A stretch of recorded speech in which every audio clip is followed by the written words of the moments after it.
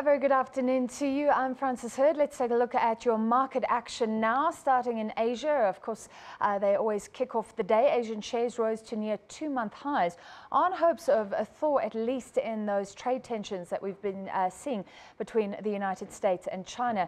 This follows U.S. President Donald Trump's pledge to help ZTE Corporation get back into business fast after a U.S. ban crippled the Chinese technology firm.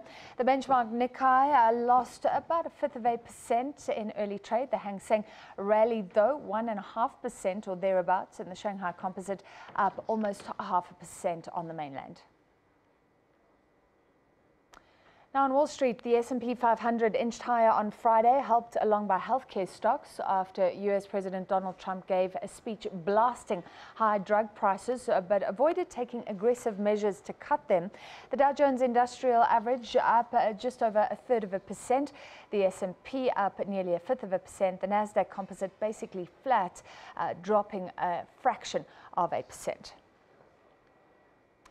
All right, the JSE a little earlier was also basically flat, looking for direction today. And of course, we have important results out from Vodacom. For one, their share price was down. We'll get some analysis shortly.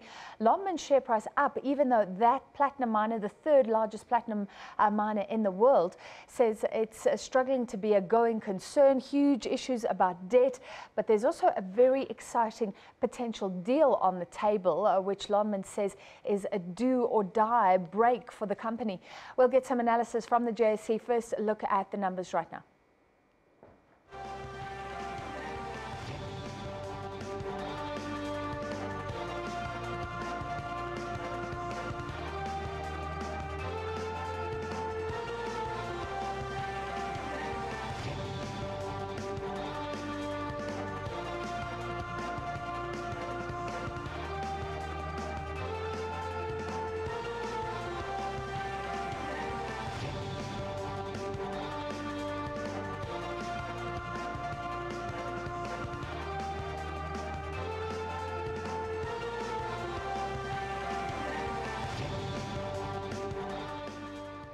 All right, let's take you to the Johannesburg Stock Exchange, where Gary Boyson is standing by. Thank you for being with us. Gary, can we start with Vodacom? How do these results look to you at first glance? At first glance, they don't look too bad. Remember, we're also incorporating some of the deal with Safaricom into these numbers. So, we did see the dividend coming down slightly, but I think that was to be expected. And while it did come down, it's actually slightly better than we were expecting.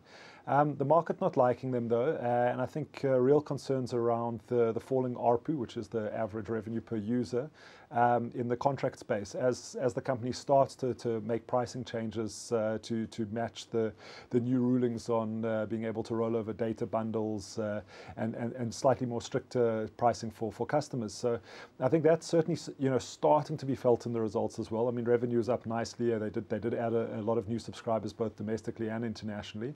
But I think also just the market may be starting to react to the fact that these telco companies are becoming more like utilities, and with a very stringent regulation around them and the desire, I suppose, for the regulator to protect the consumer as well. Some of the supernormal profits that we've expected in the past may be under pressure, and we're seeing it. It's not just Vodacom. We're seeing a lot of the telecom industry. And the banking industry, I suppose, as well, really looking to generate profit and revenue from other streams. So, I mean, there was a lot of mention of, obviously, financial services as well, e-commerce via the M-Pesa platform. So, these companies, not the traditional, pure cell phone companies that would just, make money off data and phone calls, are really needing to try and expand and try and generate sales elsewhere. I mean, we saw, an increase in the handset sales as well, which was positive, but it's certainly a difficult industry, and kind of the high price earnings ratios that these companies commanded in the past don't quite look as justified. So we do see that the stock is off just over 3% at the moment. As I said, all in all, not a bad set of results, and I think perhaps just the operating environment, the nature of these telecoms businesses is changing. From a consumer perspective, a lot of people want those prices to come down. You're talking about supernormal profits. is it correct to say that the telcos in this country have for a very long time basically been allowed to print money? So some would go as far as that. Yeah, so if you look at the business model of a telco, essentially they have a huge outlay when they first set up the business, and while you're setting up your infrastructure, and what we're seeing Vodacom now doing in fibre as well, there's an enormous cost, and absolutely you're right, that cost over a long period of time, but you do expect to obviously have to make some sort of profit on that. It's debatable whether the telcos in South Africa have been allowed to leave prices too high for too long. Personally, I don't think so, looking at international models, but you would expect these prices to come down over time as the infrastructure is paid off and you move from a sort of a capex heavy model to more of a maintenance model. So it's something that has to change, and I mean it's debatable as to how the time frame comes in. I mean you've seen Vodacom cutting both data prices and phone cost prices dramatically over the last 3 years. The regulator just saying that some of the practices of obviously very high charges of during out of bundle rates and the loss of data and the non-rollover of data is perhaps a little bit predatory, but that's why you have a regulator. So certainly I think it is going to put a little bit of pressure on the telcos, but it's certainly good news for consumers.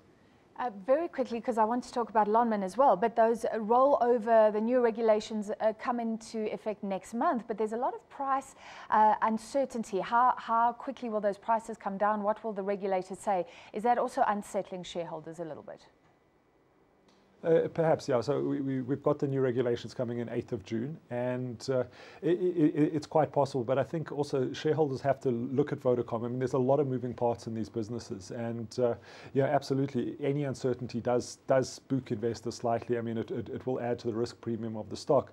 But again, there's a lot, as I said, there's a lot of moving parts in these businesses. There's a lot going on. I mean, this is a company that's also now moving into Africa as well, and again, you kind of having to try and price as well the political uncertainty in South Africa. So that also made mention by the CEO, just saying how optimistic he was around a slightly more stable South Africa and the potential for higher GDP growth rates going forward. So certainly there's a lot that goes into it, and I don't know if we can pinpoint the regulatory uncertainty around these specific prices as having knocked the stock off today. All right, so let's look at Lonmin, and the results there are pretty bleak, and the CFO saying doubts about it being a going concern even, but the share price up, is that all about the possible deal with Sibanye?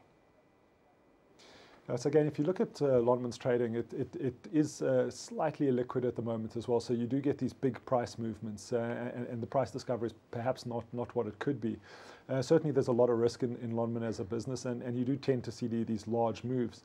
But absolutely, the Sibanye-Stillwater deal is, I think, make or break for Lonmin at this stage. So, if you look at Lonmin, it's a company that has a whole host of problems. One of them being, a very bloated labour force that cannot be right-sized, and also its inability to raise new capital. Now, there's a lot of research out there that you could make Lonmin into a very viable, very profitable business.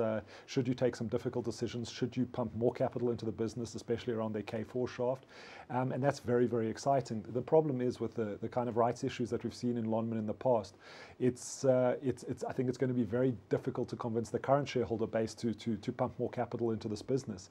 Obviously, enter Sibanye. We had it either pegged as Sibanye or probably a Chinese consortium as the potential buyer, because it would make sense.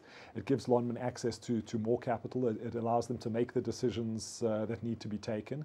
Unfortunately, if the cash burn continues at Lonmin at the rate that it is going, Sibanye will pull the deal.